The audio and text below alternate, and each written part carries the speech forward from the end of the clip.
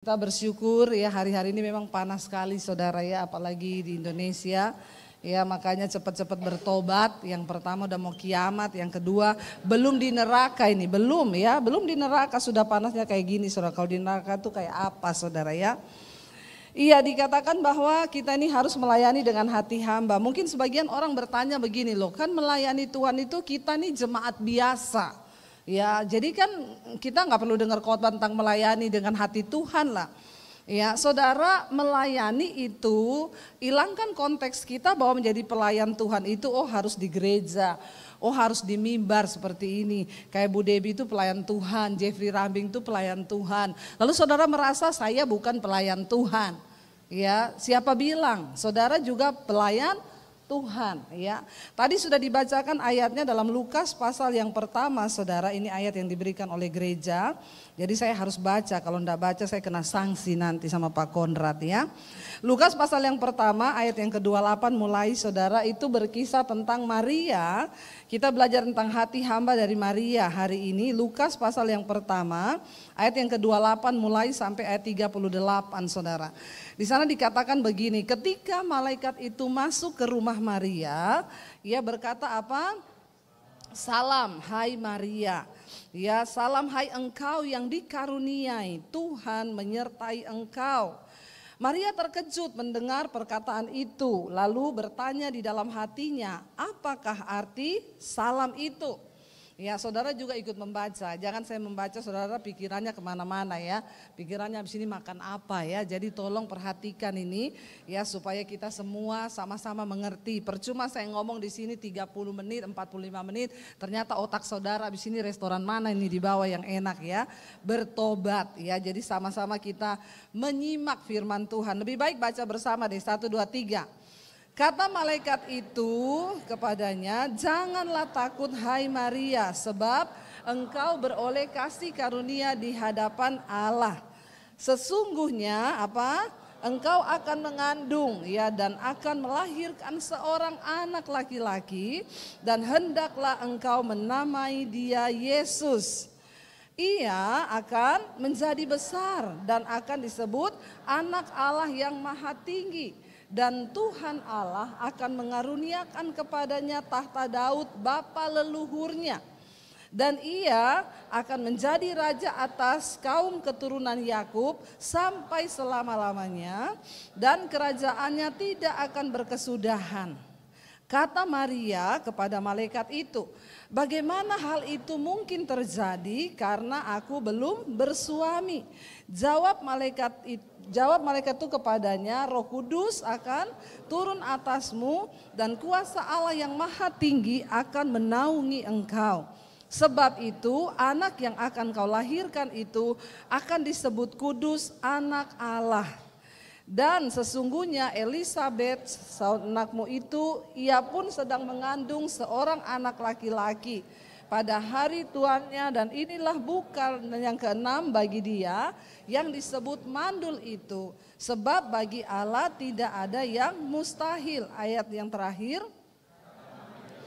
Sesungguhnya aku ini adalah hamba Tuhan. Jadilah padaku menurut perkataanmu itu. Lalu malaikat itu meninggalkan dia. Saudara ya, melayani dengan hati hamba. Ayatnya di sini, ayat kesimpulannya yang terambil dari ayat terakhir ini. Maria berkata begini, sesungguhnya aku ini apa? Hamba Tuhan. Ya, enggak usah lihat yang baru datang, lihat saya saja. Amin. Enggak usah kepo jadi orang ya. Lihat jemaat baru datang semuanya konsentrasinya hilang. Tolong perhatian sama saya saja, amin. Biarin aja orang datang telat, biarin aja ya, tadi macet soalnya. Saudara, dikatakan Maria bilang apa? Sesungguhnya aku ini adalah hamba Tuhan. Saya mau tanya ya, kalau disebut hamba Tuhan itu apakah yang punya jabatan pendeta? Dalam pemahaman saudara itu hamba Tuhan itu apa? Ayo jawab, berapa tahun sudah jadi Kristen? Hamba Tuhan itu apa? Ya, orang yang taat sama itu disebut hamba, bukan karena banyak pendeta bukan hamba Ya benar. Ya, hamba Tuhan itu adalah ya satu, bukan jabatan. Hamba Tuhan itu bukan jabatan. Pendeta itu jabatan. Pendeta itu jabatan. Ketua sinode itu jabatan. Tapi tidak menjamin pendeta, ketua sinode atau jabatan yang lain itu yang kelihatannya rohani, mereka hamba Tuhan. Itu tidak menjamin. Karena hamba Tuhan adalah orang yang taat kepada Tuhan. Berarti saudara bisa disebut hamba Tuhan enggak? Ya, sekarang mengerti kan hamba Tuhan itu apa? Amin. Dan memang seharusnya kita semua ini ya adalah hamba-hamba Tuhan. Artinya orang yang taat kepada Tuhan. Jadi jangan bilang itu hamba Tuhan loh. Bu Debbie Basir itu hamba Tuhan loh. Kenapa? Sekarang orang itu banyak salah. Karena jabatannya pendeta disebut hamba Tuhan. Padahal tidak semua pendeta itu hamba Tuhan. Tidak semua ketua sinode itu hamba Tuhan. Hanya orang yang benar-benar taat pada Tuhan disebut hamba Tuhan. Sekalipun dia jemaat. Ya, sekalipun dia nggak pelayanan di gereja, dia duduk di kursi gereja setiap minggu. Kalau dia taat melakukan firman, maka dia disebut hamba Tuhan. Kalau nggak taat sama Tuhan berarti hamba syaiton. Biar agak halus, jangan setan, syaiton. Ya, orang itu kan di dunia ini hanya ada dua, Tuhan sama syaiton. Lah kalau nggak tunduk sama Tuhan berarti tunduknya sama, berarti jadi hamba. Pinter jemaat disentulin ya. Saya suka begini ini saudara ya. Jadi nggak sia-sia saya berpanas-panas ria di sini. Saudara, Maria itu bilang, jadilah padaku. Tadinya Maria itu banyak protes waktu malaikat bilang kamu akan mengandung. Lah gimana? Saya ini belum kawin, saya belum punya suami. Saya gini, lo berat lo untuk Maria lo saudara. Karena dia harus menanggung fitnahan. Ya tunangannya merasa belum menyentuh dia tiba-tiba hamil. Ya coba saudara, saya juga memikirkan kalau saya yang dipilih waktu itu, untung bukan saya. Ya tiba-tiba malaikat bilang kamu akan mengandung. Loh saya belum kawin ya. Kenapa? Dulu pernah ada saudara di salah satu kota, begitu anak pendeta dia hamil, tanya bapaknya, kamu hamil sama siapa? Dia jawab sama Roh Kudus. Aku ini hamil. Kita semua kaget, Yesus mau punya adik ya. Ya jangan sesat ya, itu hanya terjadi sekali.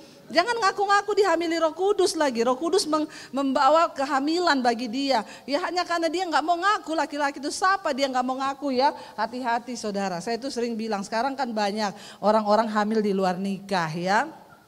Anak-anak muda sekarang tuh banyak hamil. Belasan tahun udah hamil.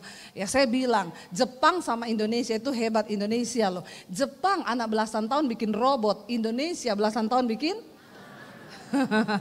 lebih canggih mana saudara ya, bikin anak loh. Kalau robot tuh nggak bisa bikin anak. Ini Indonesia memang luar biasa ya. Tapi jangan ditiru, itu adegan berbahaya. Jadi waktu Maria diomongin bahwa dia akan mengandung, berat saudara. Banyak pikiran memang untuk melakukan kehendak Tuhan itu tidak mudah. Semua kehendak Tuhan itu susah karena selalu bertentangan dengan daging. Banyak pertimbangan. Nanti nama baiknya Maria bagaimana? Iya kalau suaminya percaya, kalau Yusuf percaya bahwa dia hamil oleh Roh Kudus. Kan gak mudah sekarang. Kalau orang ngomong dia hamil begini-begini lalu Roh Kudus yang membuat dia hamil itu kan gak gampang. Jadi saudara, Maria harus menanggalkan setiap kedagingannya untuk dia bisa taat kepada kehendak Tuhan. Nah kita ini dikatakan melayani dengan hati hamba. Jadi sekarang kita sudah satu pemahaman bahwa hamba Tuhan itu bukan hanya pendeta, amin. Saudara juga semua adalah hamba Tuhan. Sekarang bilang kanan kirinya, kamu tuh hamba Tuhan loh. Ya ngomong, cepat ngomong, jangan lihat di saya.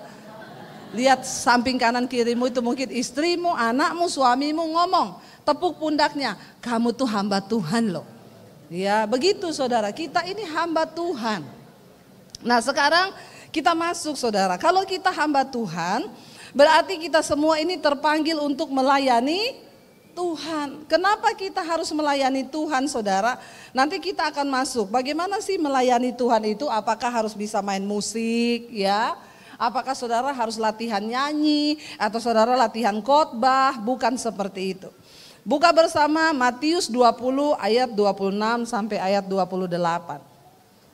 Injil Matius 20 ayat 26 sampai dengan ayat 28 saudara ya. Kita akan baca di sana. Yesus berkata begini saudara kepada murid-muridnya, baca sama-sama. Tidaklah demikian di antara kamu.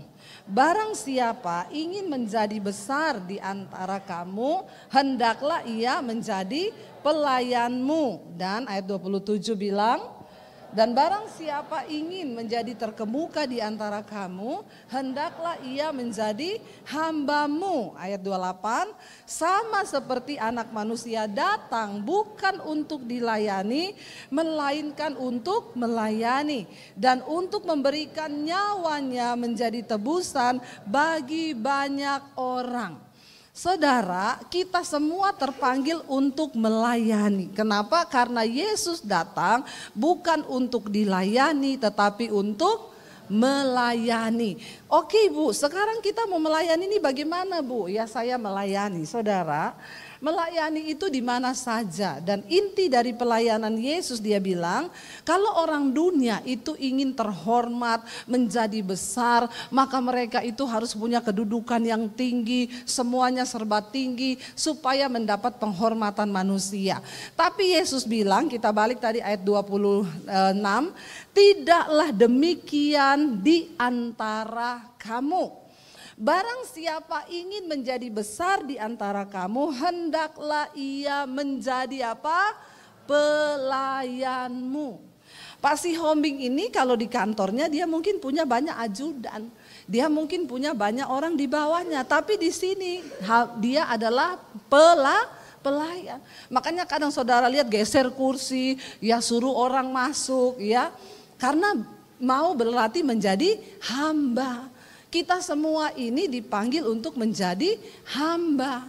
Ya, dikatakan di sana kalau orang dunia ingin menjadi yang terbesar, yang terhebat, maka mereka itu berlomba-lomba mendapat kedudukan yang tinggi, dihormati, wah disuruh duduk di ini. Tapi di hadapan Tuhan berbeda.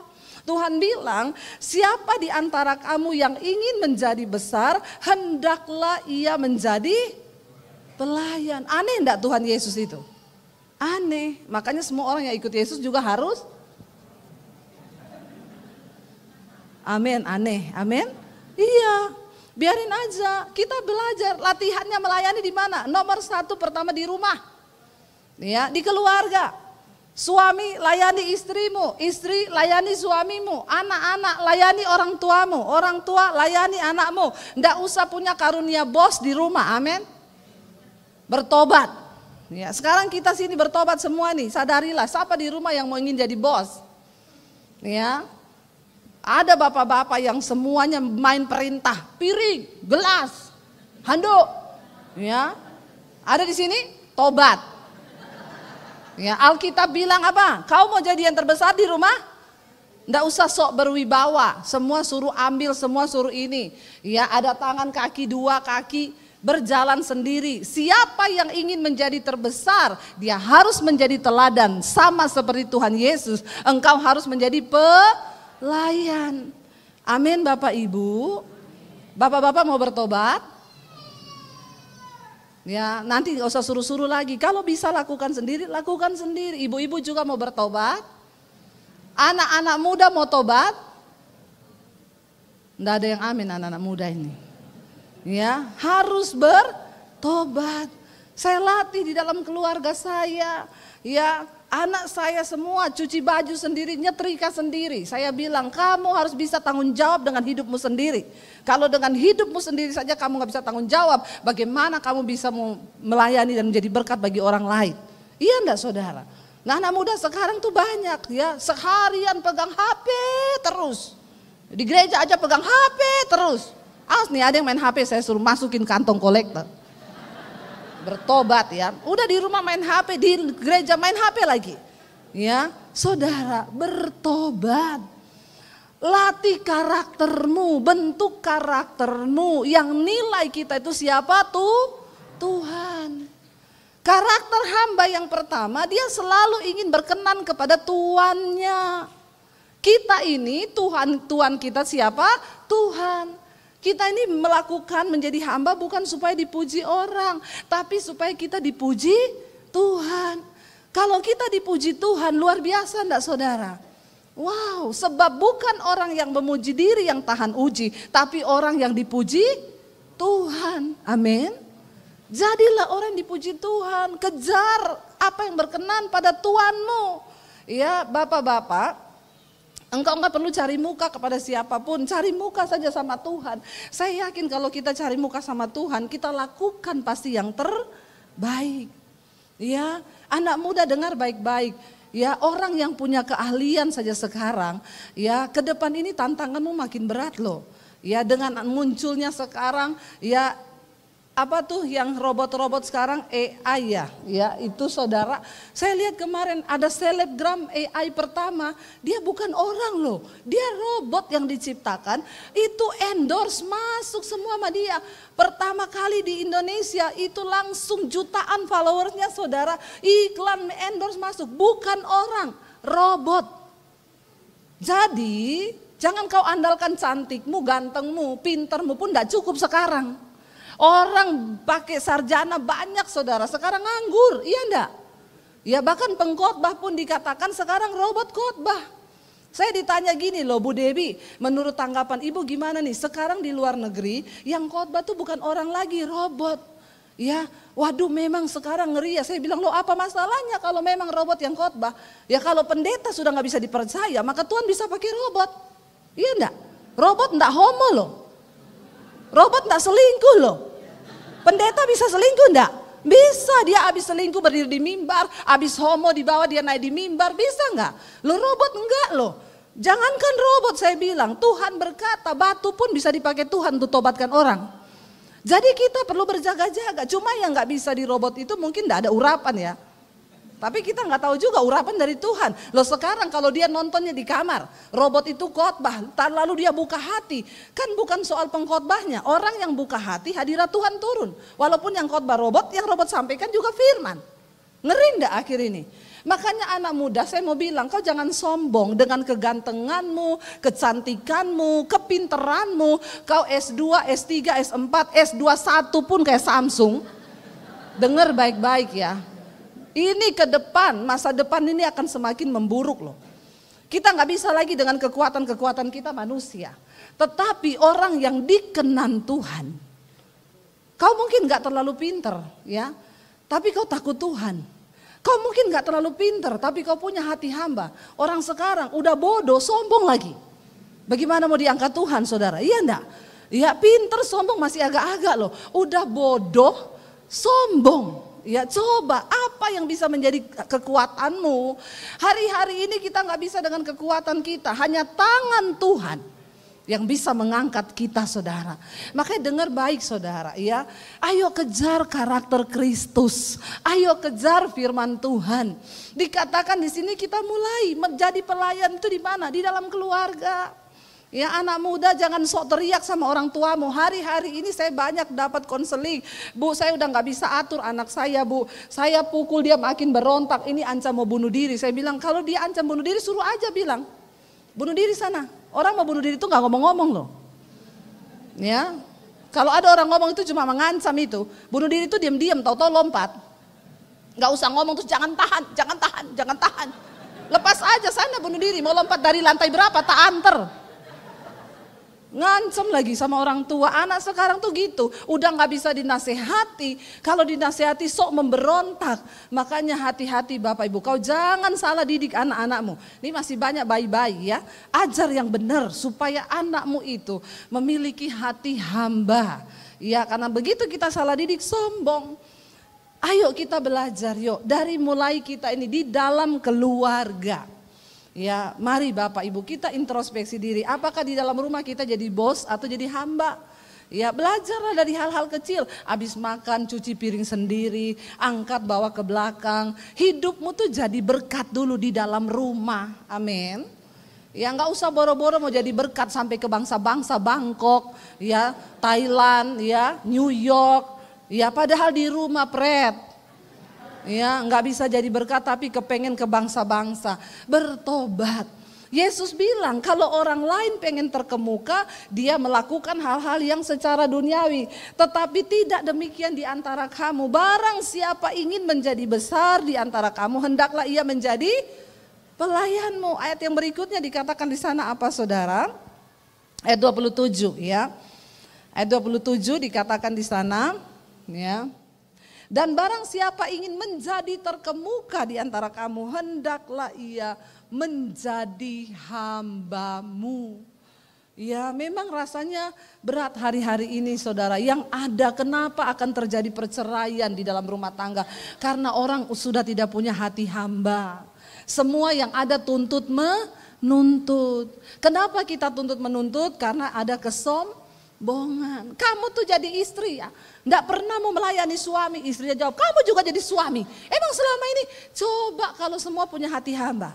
Ya, pasti suaminya bilang, aku yang salah. Istrinya bilang, tidak say, aku say. Enggak, aku. Luar biasa toh? Enggak jadi berantem kan? Ya, semua karena merasa saya yang salah. Tapi ketika mulai ada kesombongan di situ, ya maka terjadilah mulai ada saling menyalahkan.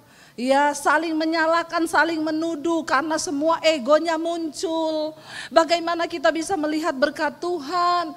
Hari-hari ini saudara, serangan iblis itu semakin luar biasa loh kepada anak-anak Tuhan. Kenapa? Saya cuma mau bilang ini akhir zaman.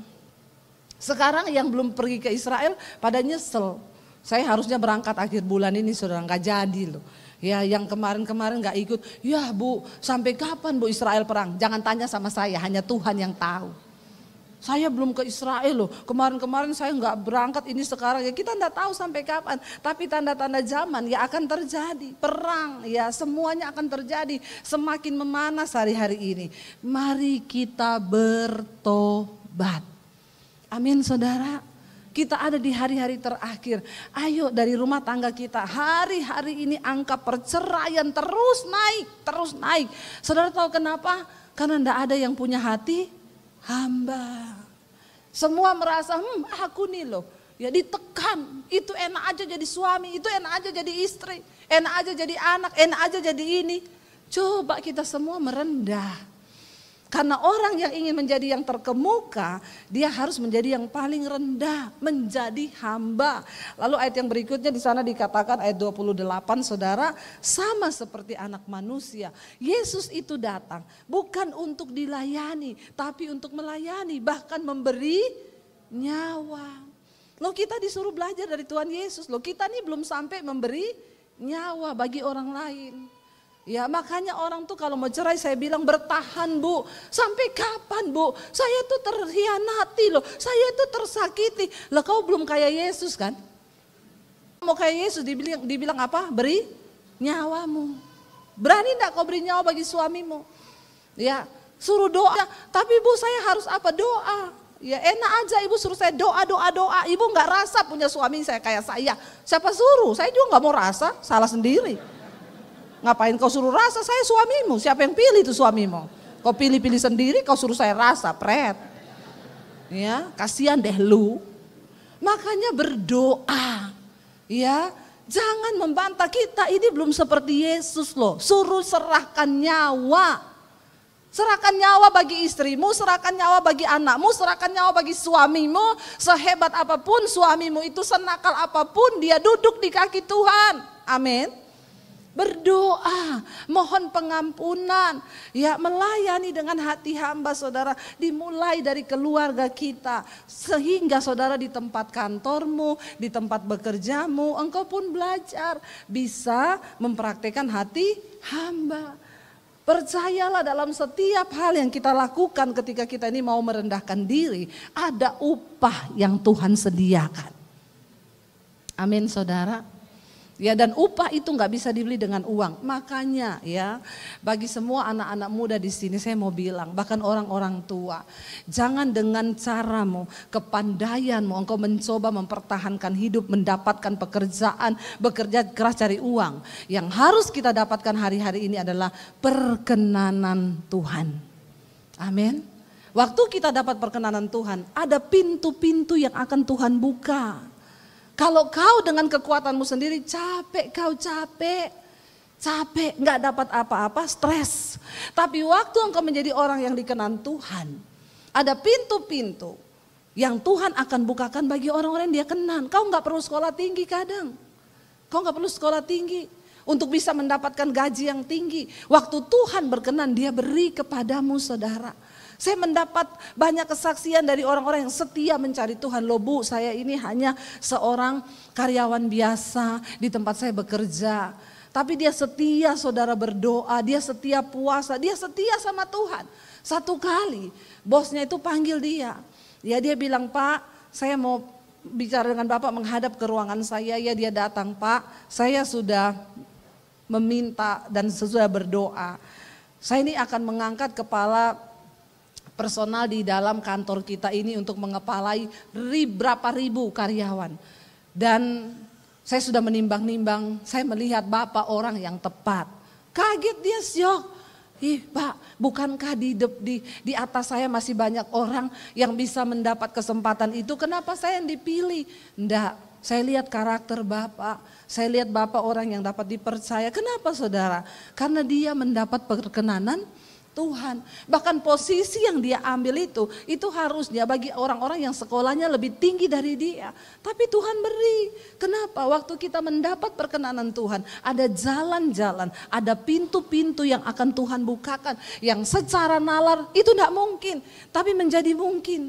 Yang pernah saya saksikan, seorang ibu muda, saya ketemu dengan dia di Makassar, di Surabaya. Saya tanya, ibu kerjaannya apa? Puji Tuhan ibu, saya punya pom bensin beberapa di Ambon. Wih, pom bensin Bu? Iya, sama punya dermaga. Wah, itu sudah luar biasa ya. Kok bisa Bu? Kan untuk bisa buka pom bensin itu harus sogokannya berapa. Oh saya enggak Bu. Ya semua karena perkenanan Tuhan. Hanya berawal dari saya tuh lihat antrian di kepulauan saya di kota kecil. Panjang antrian orang mau isi bensin. Begitu sudah dapat antrian, harganya saudara, orang di Jakarta baru naik 500.000 udah protes. Di daerah Papua, di Ambon sana harganya itu sudah enggak kira-kira dari dulu loh. Ada yang pernah mencapai 100.000 loh 1 liter. Tapi mereka memang tidak ada memadai. Lalu dia cuma berdoa, dia cuma bilang gini, Tuhan kalau seandainya Tuhan kasih aku kepercayaan, aku tuh pengen buka pom bensin untuk nolong rakyat ini loh supaya enggak antri. Lalu dia cerita sama pendetanya, Bu pendeta saya tuh pengen loh punya pom bensin. Oh iya, ayo saya kenal sama kepala Pertamina di sini. Oh iya, kamu punya duit? Enggak. Terus ya kita ketemu aja dulu. Ketemu saudara, ketemu di pos security, Pak saya mau ketemu kepala Pertamina. Oh sudah janji? Enggak, tapi saya kenal baik, ini saya pendeta. Oh iya silakan masuk. Sampai sana udah tunggu lama, dibawa masuk. Ternyata kepala Pertaminanya sudah ganti.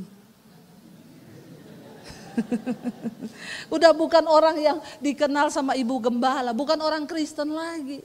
Ya, oh maaf Pak, saya pikir masih Bapak ini. Oh udah ganti Bu, sekarang saya ada keperluan apa Bu? Udah terlanjur masuk toh. Tapi kalau perkenanan Tuhan itu luar biasa. Ya silakan ibu ada apa ini loh. Saya punya ini jemaat dia tuh kepengen buka pom bensin gini. Di daerah mana? Di daerah sini. Oh sayang di situ sudah ada semua tempat. Sudah ada juga yang punya yang sudah mau buka investor. Oh berarti enggak bisa ya, enggak bisa. Begitu udah keluar ya udah terima kasih ya Pak. Begitu keluar di situ ada peta saudara di kepulauan itu. Kepala Pertaminanya bilang gini, kalau ibu punya tanah di daerah sini, ini kami masih cari kosong. Dia lihat, ada. Suami saya punya tanah di situ. Punya. Ya udah, besok kami survei ya Bu.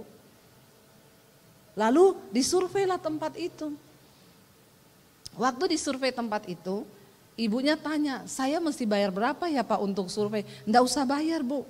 Besok ibu terima aja karyawan saya pergi survei. Begitu ini, oke ya ibu, oke berarti nanti ya bangun gini, ibu harus siapkan gini. Oke Pak, sebentar Pak, saya tak pinjam uang dulu di bank. Enggak, modal iman. Dia pergi ke bank saudara, dia ngomong saya cuma ini saya mau gini, saya gadein tanah ini gini. Tiba-tiba bank setuju. Dia buka tanpa ada bayar sogoan apa-apa. Dia bilang di tempat itu Bu, memang betul kami juga mau buka dermaga untuk pengiriman masuk ke kepulauan itu. Jadi pas Pertamina buka, di situ buka pelabuhan dia punya pribadi. Sekarang dia punya beberapa pom bensin. Saudara, apakah dia orang pinter? Dia punya duit, waktu Tuhan berkenan, anak muda denger ya. Yang namanya keberuntungan, ya itu Tuhan beri kepada orang-orang yang setia dan berkenan kepada Dia. Kejar karakter Kristus di dalam Tuhan. Kau pikir dengan otak, saya banyak ketemu orang yang sudah punya uang loh. Punya kenalan hebat, tapi tidak dapat kesempatan itu. Tidak bisa, tidak dapat dari Tuhan.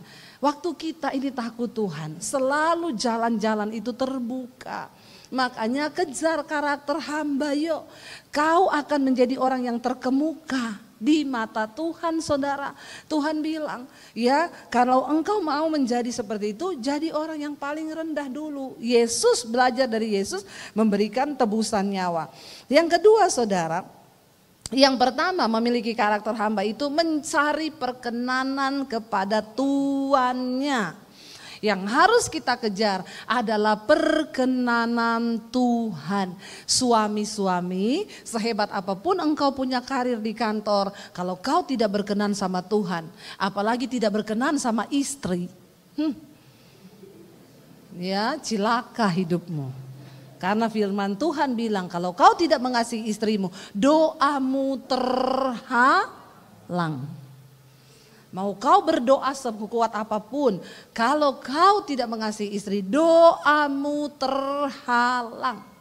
Makanya bapak-bapak, hiduplah takut akan Tuhan. Hormati dan kasihi istrimu seperti engkau mengasihi dirimu sendiri. Itu loh kata firman Tuhan. Jadi sebenarnya ayatnya buat bapak-bapak itu lebih berat daripada buat ibu-ibu. Kalau ibu-ibu tunduklah pada suamimu. Lah kalau bapak-bapak kasihi istrimu seperti engkau mengasihi dirimu sendiri. Berat nggak ini bapak-bapak? Ada bapak-bapak di sini? Tolong jawab saya. Berat itu? Berat. Kau mengasihi dirimu sendiri nggak bapak-bapak? Mengasihi kan? Nah sebagaimana engkau ingin dirimu diperlakukan, perlakukan juga seperti itu kepada istrimu. Makanya kalau malam istri minta pijat, kau pijat dirimu sendiri toh. Bapak-bapak bilang kalau ini enggak nyambung sih ya. Tapi ini rahasia firman Tuhan loh. Ketika suami mengasihi istri, rezekimu, berkatmu itu ditambahin sama Tuhan. Ya sudahlah pakai ayat aja hari ini toh buktinya semua akal logika kita mentok.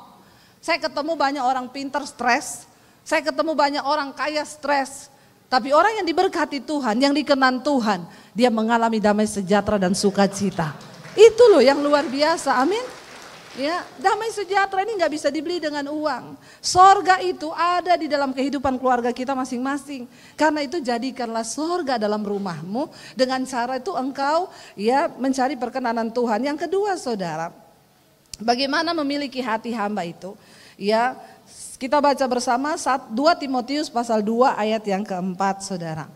2 Timotius 2 ayat yang keempat ya. 2 Timotius 2 ayat yang keempat firman Tuhan berkata sana demikian. Ya kita baca bersama 2 Timotius pasal yang ke-2 ayat yang keempat ya.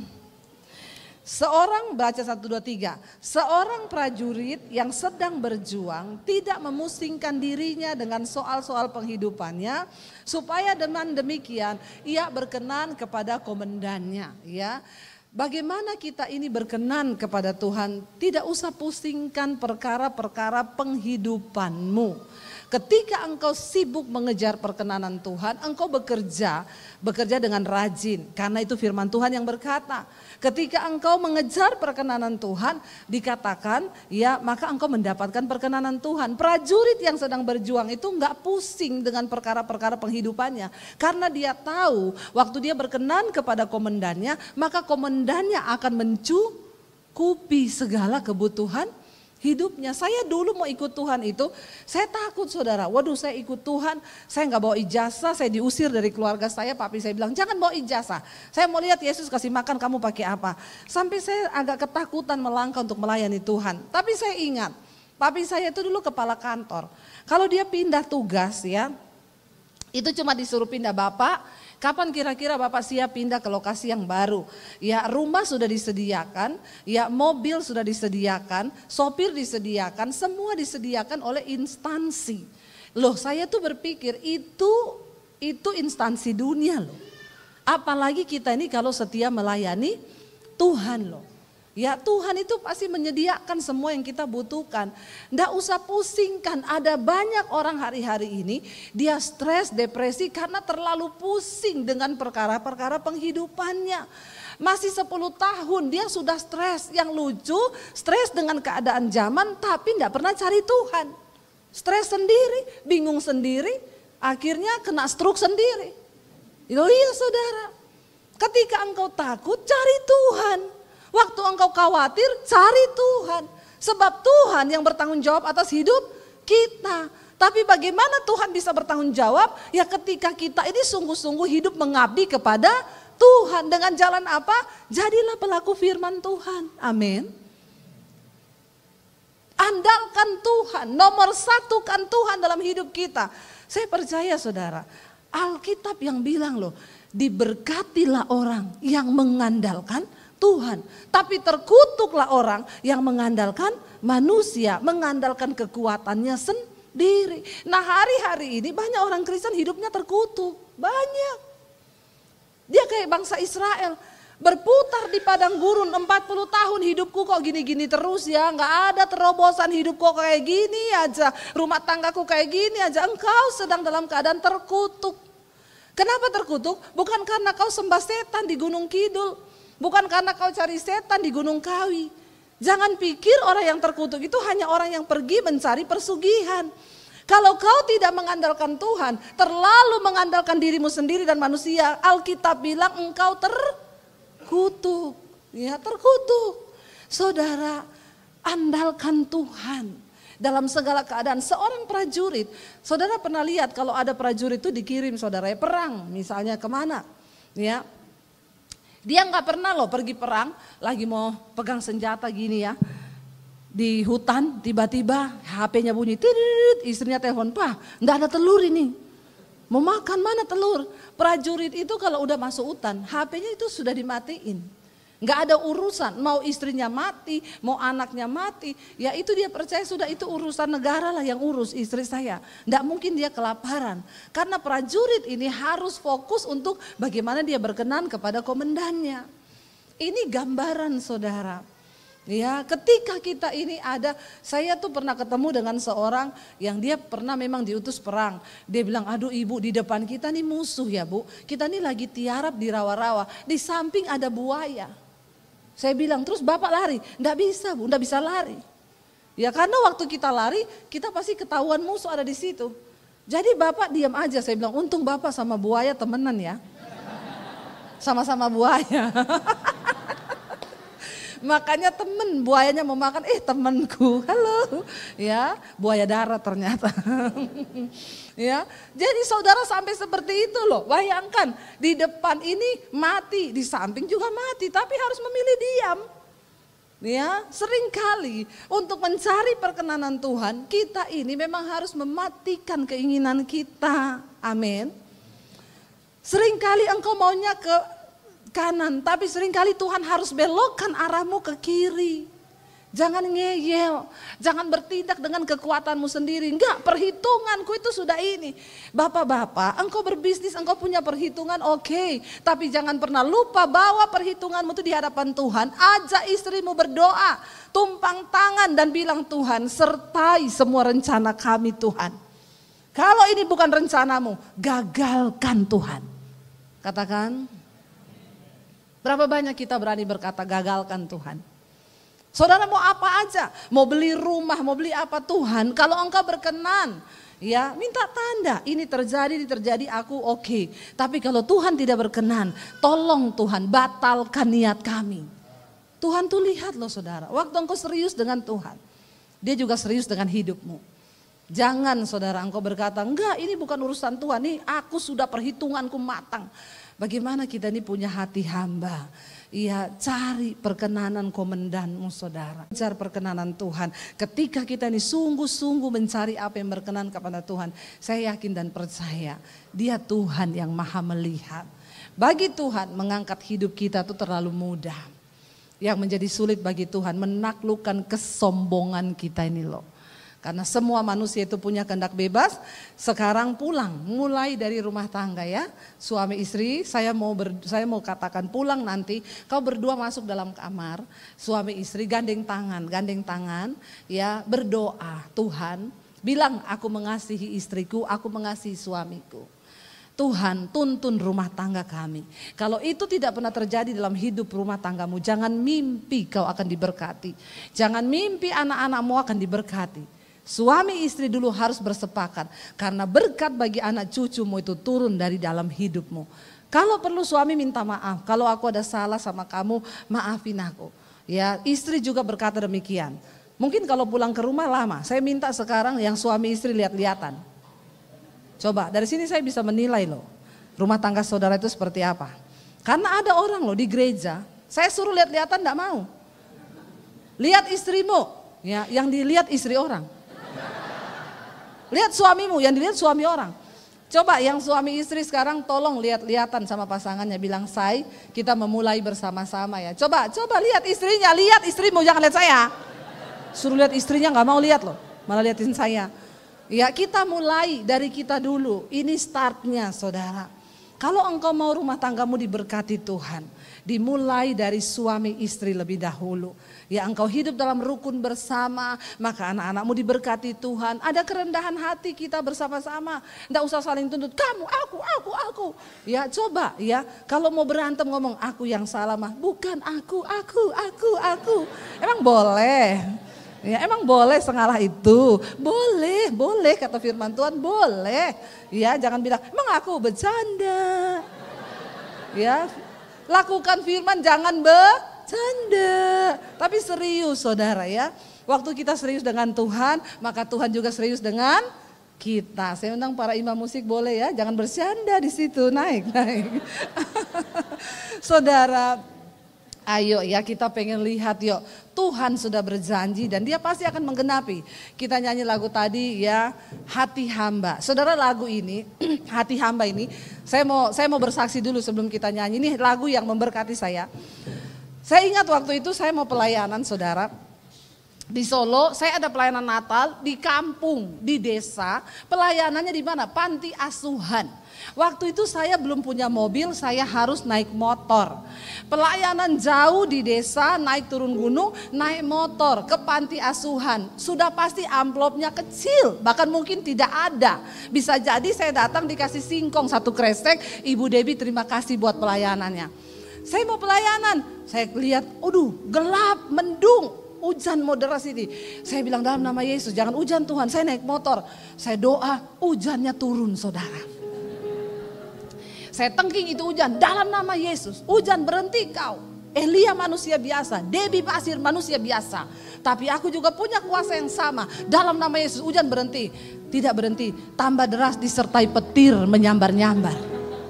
Saya bilang ini bagaimana Tuhan ya, katanya Tuhan yang sama. Tapi kenapa begini? Akhirnya saya masuk ke rumah, saya bilang sama suami saya, sebaiknya pelayanan ini kita batalkan. Suami saya bilang kenapa? Kita mau pergi naik motor loh ya. Hujan deras begini, petir menyambar-nyambar. Dan itu di desa jauh banget, naik turun gunung. Dan itu maaf ya, amplopnya pasti sedikit. Loh, pendeta juga manusia. Punya rasa, punya hati. Jangan samakan dengan pisau belati ya. Jangan lihat amplopnya, tapi lihat isinya. Saudara, akhirnya saya bilang sama suami saya, kita harus berhikmat kalau kita sakit. Belum lagi kalau disambar petir. Saya ngomong begitu. Suami saya bilang gini, kita ini hamba Tuhan loh. Aku semangat kok temenin kamu, enggak apa-apa kita melayani. Tiba-tiba tape saya di rumah itu kan jalan terus lagu pujian rohaninya. Tiba-tiba lagi suami saya ngomong gitu, hati saya jengkel. Tiba-tiba lagu itu keluar. Ya, kau bukan Tuhan yang melihat rupa. Kau bukan Tuhan yang memandang harta. Hati hamba yang selalu kau cari, biar kau temukan di dalamku. Selama ku hidup, ku mau menyembahmu. Sebab Engkau sangat berarti bagiku, yang terbaik yang ada padaku, ku persembahkan kepadamu, Yesusku. Waktu lagu itu, saya berlinang air mata, saudara. Suami saya bilang, ayo saya setia. Tuhan tuh lihat hati kita melayani Tuhan. Akhirnya saya berangkat, saudara. Kami berangkat sama-sama naik motor, pakai jas hujan. Sampai di lampu merah ada mobil Alphard berhenti di samping kami. Mobil mewah tapi di dalam lagi berantem suami istri. Tuhan itu bilang, kamu mau mana? Naik motor sayang-sayangan atau naik mobil Alphard tapi berantem? Saya bilang saya mau naik mobil Alphard sayang-sayangan Tuhan. Sayang-sayangan. Dan hari ini saudara, ketika hormon kortisol dalam darah itu tinggi, itu orang akan terkena diabetes, darah tinggi, jantung. Itu yang paling nomor satu. Kenapa? Karena hormon kortisol itu mengontrol metabolisme, tapi kalau berlebih sangat berbahaya. Hormon itu keluar waktu orang marah, kecewa, tertekan, apalagi kepahitan. Anda tiap hari kepahitan, tubuhmu memproduksi hormon kortisol. Salah satu cara untuk mengurangi hormon kortisol adalah menenangkan diri. Kenali stresmu apa, tenangkan dirimu supaya hormon itu turun di dalam badan. Alkitab tidak pernah salah, hati yang gembira itu obat yang manjur. Bilang kanan kirimu, kurang-kurangi stres, marah, ya, teriak-teriak, tertekan, darahmu hitam loh, bilang. Bilang, ya, darahmu hitam loh ya. Apalagi nggak pernah senyum, ya, tertekan, mukanya semberut terus. Wah itu saudara, udah bukan cuma hitam, mengental. Ya. Benar, ngeri. Ternyata Alkitab sangat berdekatan dengan ilmu kedokteran. Waktu saya ngobrol sama dokternya bilang papa saya itu dokter ahli kromosom dalam darah, Bu. Itu lebih ajaib lagi kalau kita pelajari tentang kromosom dalam darah itu. Waktu orang stres ya, itu kromosom menyatu lagi lalu mengental. Tapi ketika orang sukacita itu darah itu lebih cair, lebih cepat ya. Wah luar biasa ya saudara. Makanya hati-hati loh. Kalau kortisolmu banyak itu gula darahmu naik. Ya, lalu tekanan darahmu naik. Lah saya ini kemarin pas mau diambil darah diperiksa gula darah saya cuma 80. Darah saya tekanannya bawahnya 70, semua rendah. Makanya obat saya duren. Pasti iri ya. Ya saya makan duren, wah saya makin banyak makan duren makin bagus saudara. Ya karena gula rendah, darah rendah. Hormon kortisol saya kurang, makanya harus sering-sering marah-marah ini. Biar naik saudara ya. Tapi gak bagus juga kata dokter. Jangan rendah juga Bu. Ya jadi saya disuruh minum teh panas, kasih madu 2 bungkus baru diambil darahnya saudara. Tapi lihat saudara. Kenapa Alkitab itu mengajarkan ini? Engkau mau minum vitamin semahal apapun juga. Dengar baik. Semua orang mengejar hal-hal yang bikin umur panjang. Dia lupa, engkau mau nge-gym tiap hari, mau olahraga tiap hari, mau diet tiap hari, jaga makanan tiap hari. Kesehatan nomor 1 itu bersumber dari hati. Amin. Makanya Alkitab bilang hati yang gembira itu obat yang manjur. Percuma kau minum vitamin yang mahal puluhan juta. Percuma engkau treatment sampai ratusan juta untuk sehat. Kalau hatimu penuh kepahitan, amarah, kebencian, darahmu hitam. Sekarang kalau suaminya marah-marah ngomong aja, hitam darahmu. Marah-marah terus, hitam darahmu, kental darahmu. Lebih takut dia daripada kita kasih tahu firman. Kasih tahu aja begitu. Untuk mengingat saudara, supaya kita ini lihat firman Tuhan dan ilmu pengetahuan kedokteran itu sangat luar biasa. Makanya ayat yang berikutnya berkata apa di sana? Ayat yang ya ayat yang keberapa sekarang ya?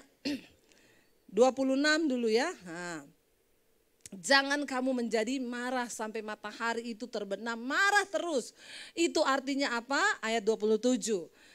engkau memberi kesempatan kepada iblis. Orang itu kalau marah lama-lama, engkau buka celah buat iblis. Makanya kenapa ada orang bikin kopi dikasih sianida? Karena itu kesempatan iblis waktu kau marah-marah. Kenapa orang bisa bunuh? Karena marah tidak terselesaikan.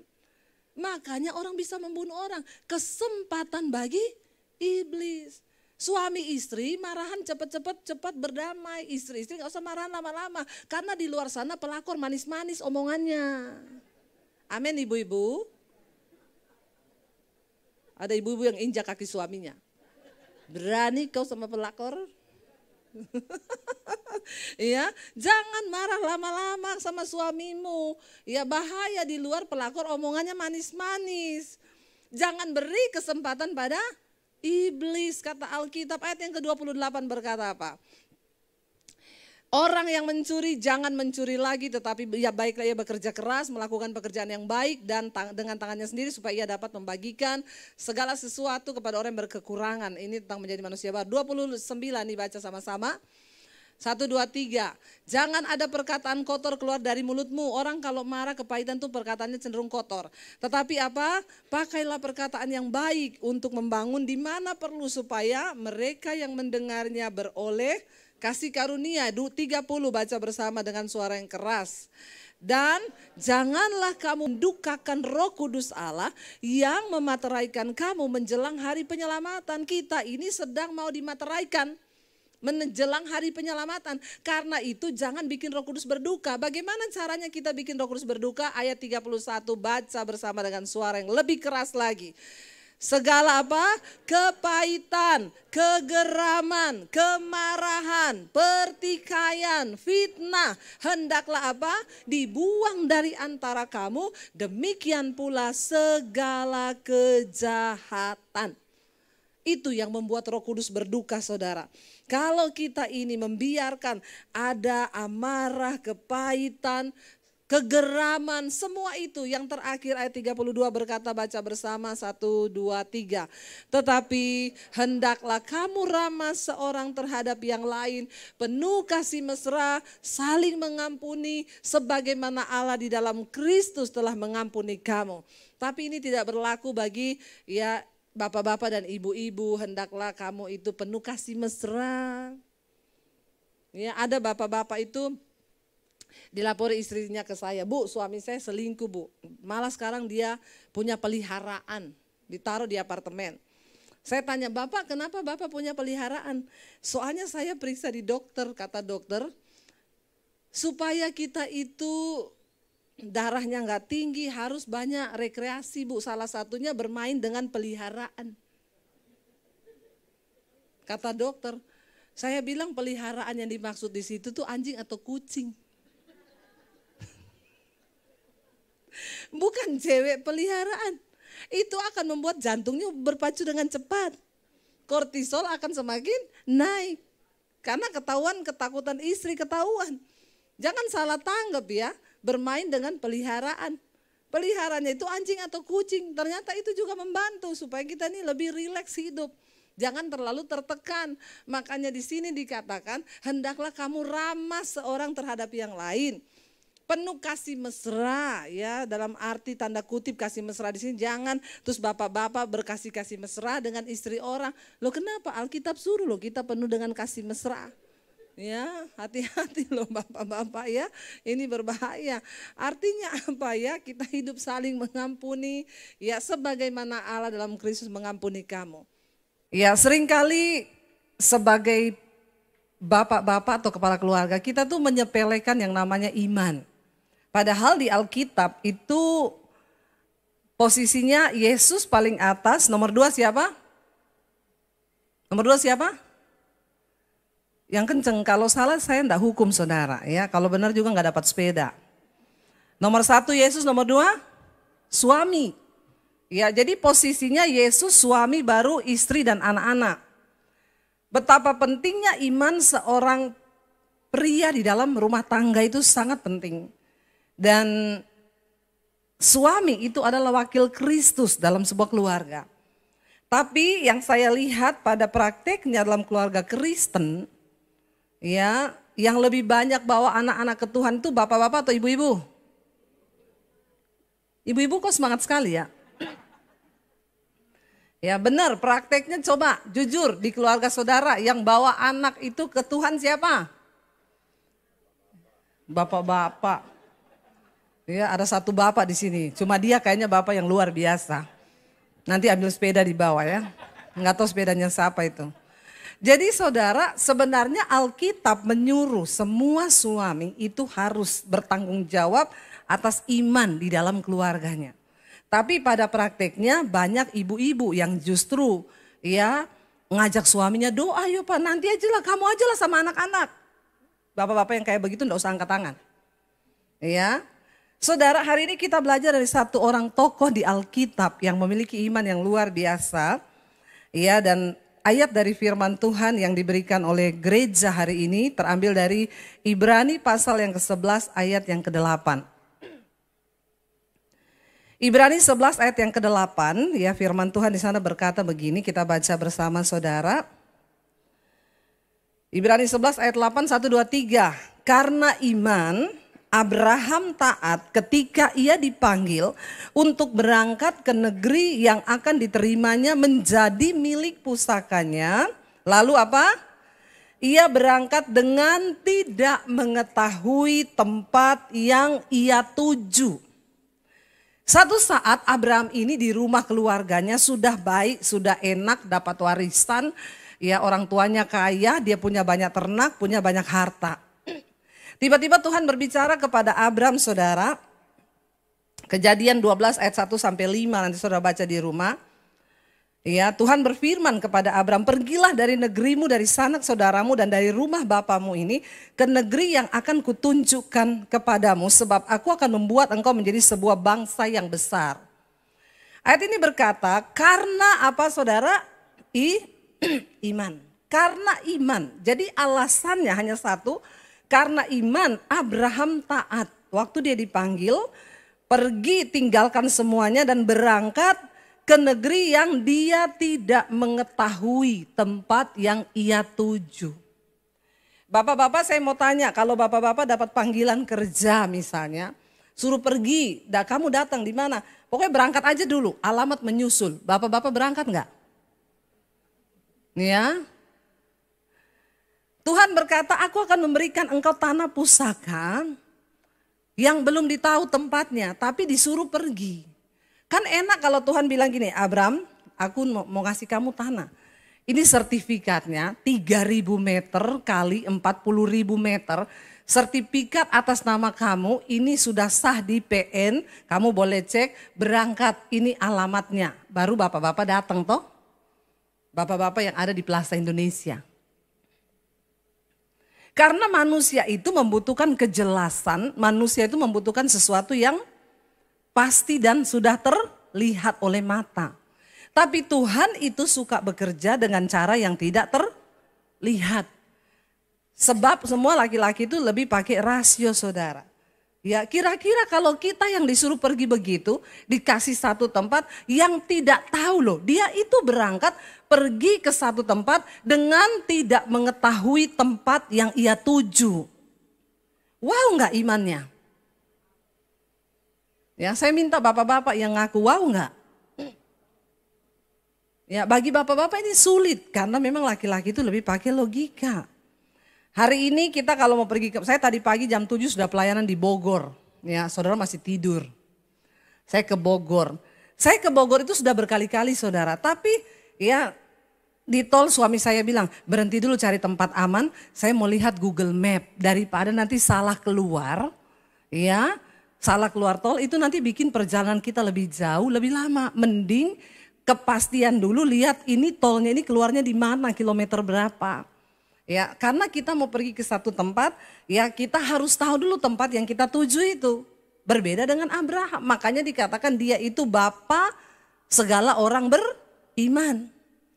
Dia pergi tanpa tahu saudara, ya. Di saat hari-hari ini semua orang membutuhkan kepastian yang dapat dilihat mata, Tuhan mampu bekerja dengan sesuatu yang tidak dilihat oleh mata. Bapak-bapak, tanggalkan egomu. Datang sama Tuhan. Karena ada begitu banyak rencana Tuhan yang besar. Yang dia sanggup lakukan atas hidupmu. Sekalipun itu gak bisa dilihat oleh mata. Amin. Buka kapasitas iman kita. Ayat yang ke-9 dikatakan, baca bersama. Karena iman, ya, ia diam di tanah yang dijanjikan itu seolah-olah di suatu tanah asing. Dan di situ ia tinggal di kemah dengan Ishak dan Yakub yang turut menjadi ahli waris janji yang satu itu. Saudara, kalau kita baca ayat yang ke-9, Abraham sudah sampai enggak di tanah itu? Ya, dikatakan karena iman ia diam di tanah yang dijanjikan itu. Ya, berarti dia sampai enggak? Sampai, saudara. Dia dapat tanah itu. Bagaimana cara Abraham dapat tanah itu padahal dia nggak tahu. Lain kalau kita pakai Google Map ya, di depan ada ya perempatan. Belok kanan 500 meter ya, ada jalan bercabang, tetap di kiri di jalan bercabang. Ya, bahkan kalau kadang-kadang kita pakai Waze itu dia bilang, hati-hati di depan ada polisi. Kenapa polisi diingatkan, saudara ya? Cukup menakutkan memang ya. Buat orang yang ada salah. Kalau orang gak ada salah gak perlu takut polisi. Iya enggak? Iya. Jadi kalau pakai Google Map itu ada, saudara. Tapi kenapa, saudara, Abraham itu gak pakai petunjuk, dia bisa nyampe. Kita tuh bisa tangkap sinyal Google Map itu, kita bisa lihat arah yang ditunjuk kalau pertama HP kita gak mati karena lowbat. Selama ada sinyal, ya, kita masih bisa dapat. Sekarang lebih canggih lagi, Elon Musk datang ke Jakarta, ke Indonesia. Bawa Starlink, bukan Starbucks keliling, bukan. Ya, Starlink dia bawa, saudara, itu internet dengan kekuatan yang luar biasa. Ya, saya nanti kalau mau pergi di tengah hutan saya masih bisa live, tapi saya belum coba sih. Saya sudah beli alatnya tapi belum coba. Ya, biar di tengah hutan yang gak ada Telkomsel, gak ada pemancar, itu katanya sih bisa karena dia langsung ke satelit. Jadi nggak ada alasan kita nggak dapat sinyal hari-hari ini. Ya, ibu-ibu kalau perlu belikan suamimu Starlink. Supaya tidak ada alasan dia bilang tidak ada sinyal kalau dicari. Ya. Saudara, ya selama ada sinyal kita terhubung, tahu jalannya. Kenapa Abraham pada waktu itu dia nggak pakai Google Map, dia sampai. Alkitab mencatat ketika Abraham mencari negeri yang Tuhan kasih. Tuhan gak kasih tahu alamatnya loh, gak dikasih titik koordinatnya loh. Berjalan aja, nanti aku tuntun. Tapi kenapa Abraham ketemu? Setiap kali dia berhenti di satu tempat, Alkitab berkata dia membangun mesbah. Dia berdoa.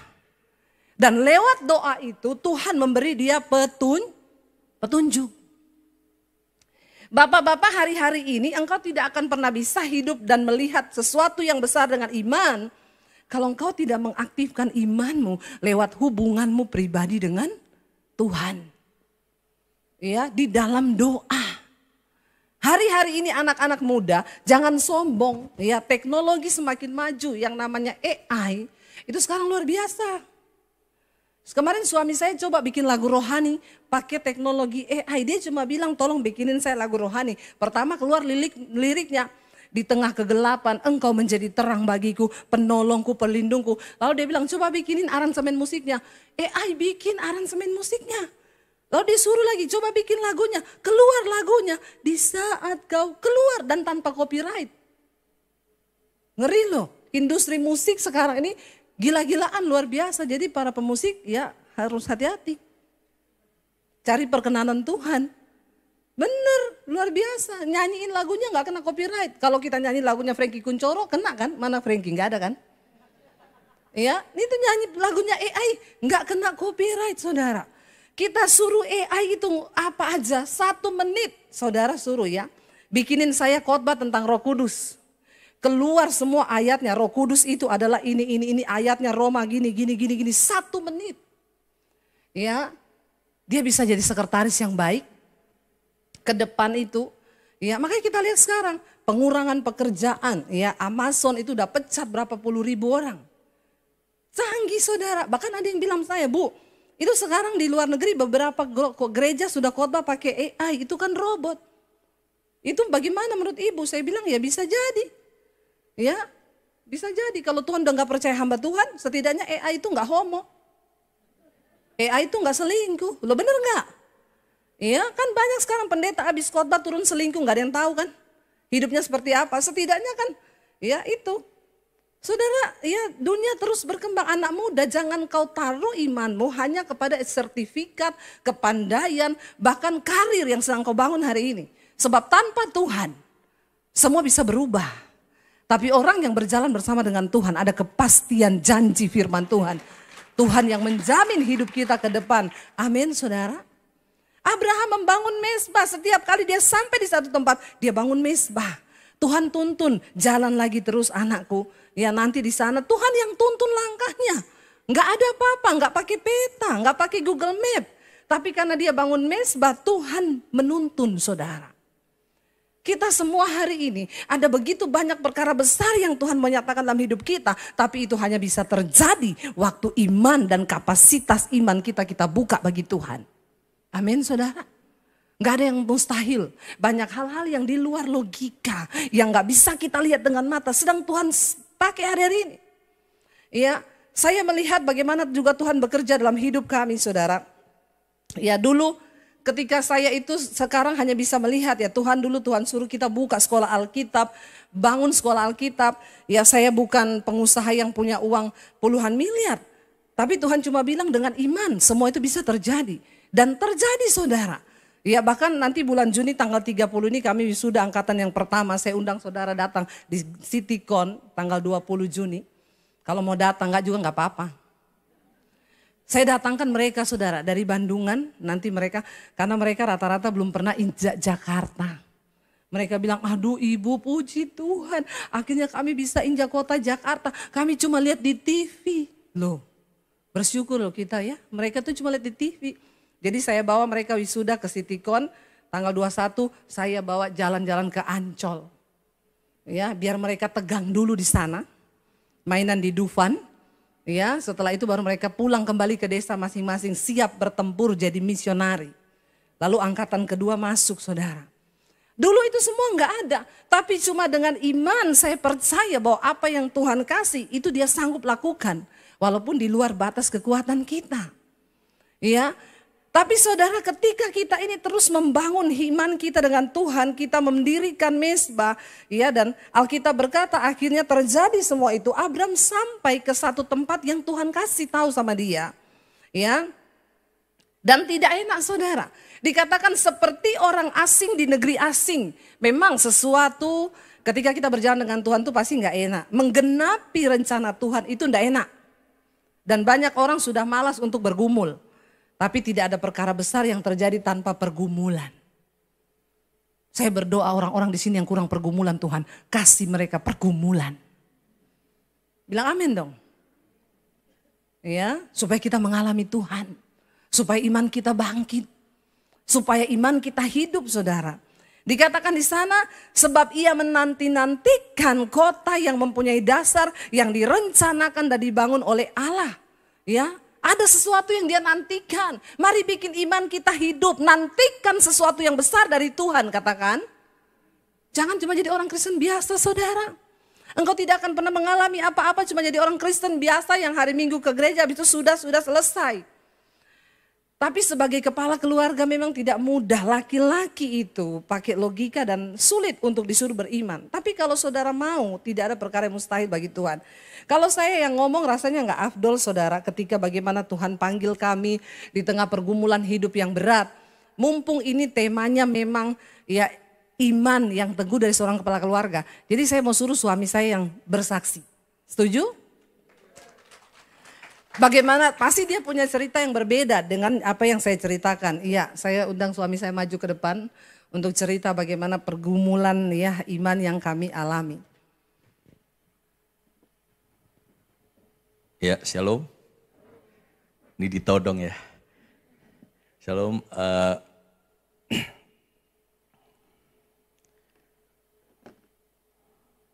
Mengenapi rencana Tuhan itu enggak mudah. Waktu itu 15 tahun yang lalu, waktu kita masih di Solo, saya punya istri dan punya anak 3, cewek. Kemudian kami hari Senin sampai Senin melayani Tuhan.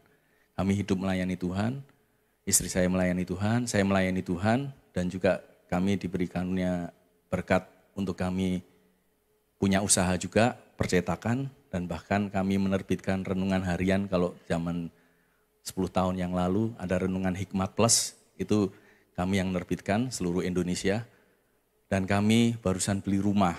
Waktu itu kami menempati rumah 2 tahun. Kemudian saat itu kami berdoa, tiba-tiba Tuhan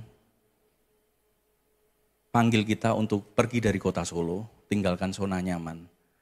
Saya sebagai seorang kepala keluarga, saya nggak mampu untuk melakukan itu. Tapi konfirmasi demi konfirmasi, kemudian kita dapatkan, kemudian satu tempat yang dituju, bahwa ditunjukkan oleh Tuhan, Jakarta. Saya pikir kenapa harus Jakarta? Tiba-tiba konfirmasi berbagai macam, akhirnya kami pergi ke Jakarta dengan tanpa tujuan. Seperti Abraham tadi, dikasih Tuhan satu negeri di mana belum ada kepastian, belum ada peta, tapi Tuhan bilang berangkat. Waktu saya berangkat ke Jakarta, akhirnya singkat cerita kami berangkat ke Jakarta, saya dengan istri, anak-anak masih di Solo. Jujur aja, 1 tahun kami tidak ada pelayanan. Waktu itu saya belum kenal Pak Kontrat Supit juga. Bukan kita nyari pelayanan, tapi kita mengenapi janji Tuhan.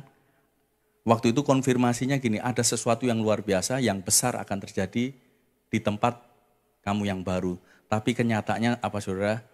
Tidak ada apa-apa. Yang awalnya kami ada duit, pulang lihat anak naik pesawat 2 minggu sekali, tiba-tiba menurun jadi naik kereta. Tidak ada pemasukan, turun lagi naik bus. Satu kesempatan waktu itu setelah saya imam musik juga, setelah saya melayanan, saya ingat waktu itu saya buka amplop. Uang 200.000, saya bilang sama istri saya gini, kamu yang pulang Solo atau saya yang pulang Solo, karena 200.000 hanya cukup untuk naik bus. Saya bilang, kalau kita kangen sama anak, kamu yang pulang atau saya yang pulang. Kemudian istri saya bilang gini, kita mengenapi rencana Tuhan enggak 1 orang, berdua. Kalau mau lihat anak-anak berdua, enggak bisa, 200.000 enggak bisa kita lihat anak. Kemudian saya lihat motor, mau enggak kamu naik motor dengan 200.000 ini? Terus dia bilang, ya, saya naik motor saudara. Untuk menuju ke Solo 18 jam, maaf waktu itu 200.000 saya sampai enggak berani makan di jalan. Karena takut untuk beli bensin enggak cukup. Waktu singkat cerita kita udah di Solo, selesai di Solo kita ketemu anak. Tuhan bilang berangkat lagi ke Jakarta. Saudara kalau ke Jakarta, kalau misalnya kita kerja polisi atau demikian dikirim ke mana kan sudah disiapin rumah, siapin gaji, siapin mungkin fasilitas. Kita enggak disiapin apa-apa saudara sama Tuhan. Benar-benar enggak disiapin. Saya di rumah tidur pakai AC, sampai Jakarta saya harus ngekos yang tidak ada AC. Dan tidak ada alasan untuk kami datang di Jakarta secara manusia. Saya di titik terendah saya bilang sama Tuhan gini, saya waktu berdoa, saya protes sama Tuhan. Tuhan, saya enggak kuat. Nama saya Daniel, tapi saya mau jadi seperti Yunus. Saya bilang sama istri saya, kenapa Yunus? Yunus disuruh Tuhan pergi ke Niniwe, tapi dia pergi ke Tarsis. Saya berdebat sama Tuhan juga demikian, saya enggak kuat Tuhan kalau mau mengenapi rencana Tuhan di Jakarta. Apa yang terjadi di Jakarta? Sesuatu ekspektasi yang di otak saya, di pikiran saya tidak ada semua. Dan saya berpikir gini, masa bodoh dengan panggilan Tuhan. Saya hidup melayani saudara, tapi di titik terendah saya marah sama Tuhan. Saya bilang, bullshit dengan rencana Tuhan. Buat saya, Tuhan gak ada. Waktu itu saya ngomong, Tuhan saya mau jadi Yunus, saya gak mau ke Niniwe, saya mau ke Tarsis. Saya mau pulang Solo, saya mau tinggalkan Jakarta, saya masa bodoh dengan panggilan Tuhan. Saya bilang sama istri saya, terserah kamu mau di Jakarta, terserah, saya akan pulang ke Solo. Imanmu terlalu besar, imanku tidak nyampe. Kemudian di satu titik itu tiba-tiba teman saya telepon, bro, itu saya sudah bilang minggu depan kalau tidak terjadi apa-apa di Jakarta, saya akan pulang, saya nggak kuat ngikuti janji Tuhan. Kemudian teman saya telepon, bro, ada pelayanan nih KKR, tapi yang main keyboard udah ada, kamu ngebas ya? Saya bilang, saya nggak bisa ngebas, saya cuma bisanya nggak mahir. Tapi waktu itu dia minta saya ngebas, oke saya bas. Di satu pelayanan yang itu KKR besar, yang ngadain Pak Rudi Tanu. Waktu itu saya belum kenal Pak Rudi Tanu, sekarang saya kenal, dia sering datang di sini. Waktu ngadain itu saya cuma bilang gini, setelah ini saya mau pulang. Maaf, saya cuma mikir gini, saya mikir amplop, setelah itu amplop saya beliin tiket, saya pulang dan goodbye Jakarta.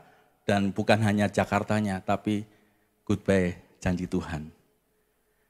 Secara manusia saya nggak kuat saudara. Saya pelayanan ya biasa, pelayanan main musik biasa. Kemudian KKR, selesai KKR, hamba-hamba Tuhan disuruh maju ke depan. Waktu itu ada 4 hamba Tuhan besar dari USA, Bill Hamon. Terus yang 2 Jepang, nggak tahu lupa saya namanya. Yang terakhir Pak Amos Jayaratnam dari Asia. Mereka maju ke depan semua. Dan jemaat yang mau dinubuatkan boleh maju ke depan. Istri saya senggol saya, ini kesempatan terakhir kita minta tuntunan Tuhan, tanda dari Tuhan, nubuat dari Tuhan. Saya bilang gini, kita bisa bernubuat sendiri, nggak usah pakai hamba Tuhan besar. Karena saya sudah males saudara.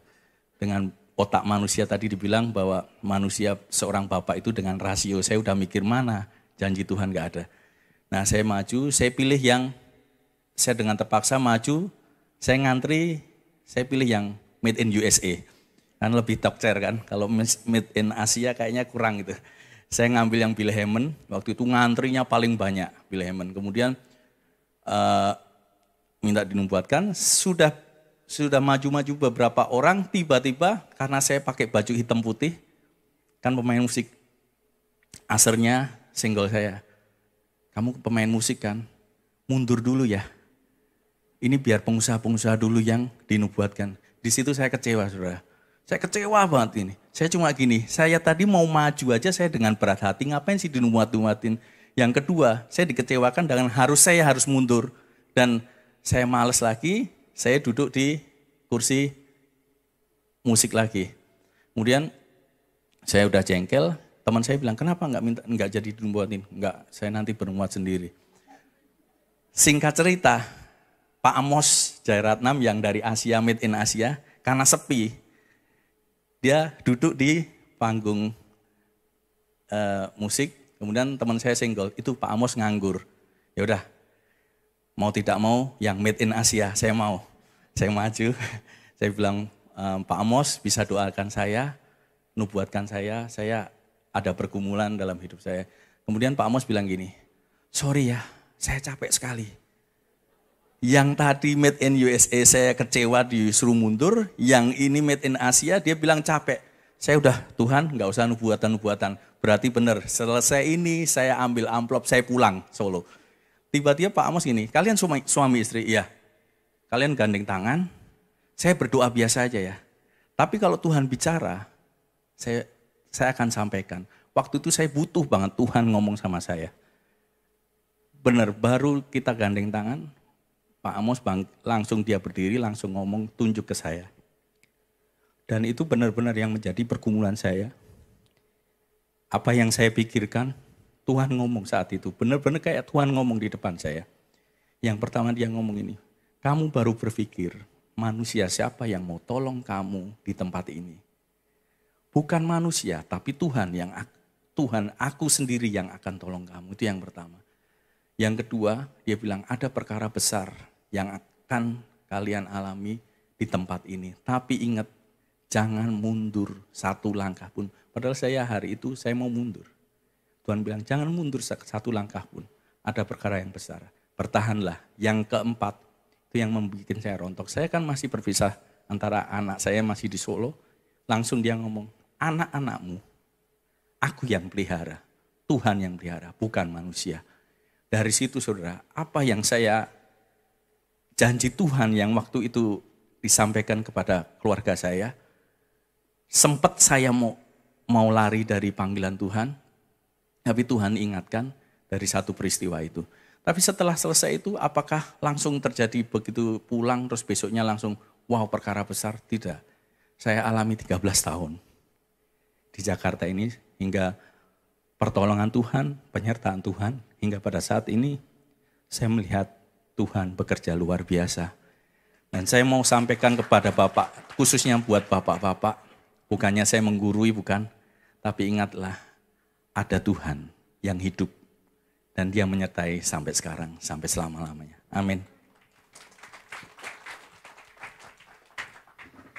Iya, saudara, memang berjalan dengan iman itu tidak mudah, tidak gampang. Dan rasanya seringkali kita mau menyerah. Ya, kalau Abraham dia tetap percaya. Ya, dia nggak ngomong kosong sama janji Tuhan, panggilan Tuhan, saya mau pulang. Karena suami saya namanya Daniel. Jadi dia, karena pencobaannya Daniel itu di gua singa. Ya, Abraham itu dengan iman. Ya, artinya apa saudara? Kita semua punya batas kekuatan manusia. Sebagai laki-laki pun, ya. Laki-laki itu sebenarnya makhluk yang lemah. Karena Alkitab berkata, makanya tidak baik kalau laki-laki itu seorang diri, diciptakan seorang penolong. Ya, tetapi mereka itu harus menanggung banyak beban, banyak persoalan. Tapi dia nggak bisa ngomong, dia nggak bisa curhat. Ya, makanya seringkali dia tahan sendiri. Tapi bapak-bapak ada satu kabar baik hari ini. Di tengah keterbatasan kita, waktu kita pun sudah mau menyerah, Tuhan itu tidak pernah terlambat. Dia datang tepat pada waktunya seperti apa yang kami alami saudara. Kami melihat bagaimana Tuhan menolong. Coba saudara bayangkan kalau saat itu ya tidak lagi ada iman dan kami udah benar-benar nggak mau peduli, maka tidak akan ada pelayanan yang seperti hari ini yang kami lihat. Tidak akan ada sebuah sekolah yang bisa membentuk para misionari hari-hari ini. Karena memang tidak gampang saudara. Saya salut sama anak-anak yang masuk ke sekolah misi itu. Untuk cari hari ini orang yang mau jadi hamba Tuhan. Itu udah sulit. Kita sekolahin gratis loh, enggak bayar. Itu aja cari itu susah Pak. Makanya benar Tuhan Yesus bilang di akhir zaman, tuaian banyak tapi penuai itu sedikit. Ya, banyak tuaian, penuai sedikit. Dan saya benar-benar menyadari kami cari orang-orang yang gratis loh, ayo masuk sekolah. Itu susah. Kenapa? Memang untuk ikut Tuhan tuh harus punya iman. Saya percaya hari ini setiap bapak-bapak, kepala keluarga, saya undang para imam musik maju ke depan. Ya mari kita berdoa. Saudara, ketika kita menjadi Kristen, itu tidak berarti otomatis nama kita tercatat di dalam kitab kehidupan. Hanya orang-orang yang mau hidup dipimpin oleh iman. Ya, kenapa saudara? Karena Yesus berkata di akhir zaman dia akan datang. Apa yang Yesus cari ketika dia datang kali yang kedua? Alkitab berkata, Yesus bilang, ketika aku datang kembali kedua kali di dunia ini, adakah iman aku dapati? Yang pada akhirnya Tuhan cari itu iman saudara. Mari kita semua hari-hari ini mau hidup dengan iman, percaya sungguh dan tidak mau digoyahkan. Saya berdoa supaya kita bersepakat, iman kita hari ini bersepakat dengan Tuhan. Bapak Ibu, Bapak-bapak terutama, jangan andalkan pikiranmu, kekuatanmu. Karena Alkitab bilang terkutuklah orang yang mengandalkan kepintarannya sendiri, kekuatannya sendiri. Tapi diberkatilah orang yang mengandalkan Tuhan. Dan untuk mengandalkan Tuhan harus ada iman yang teguh. Kita bangkit berdiri bersama, kita mau bilang aku punya Tuhan yang besar.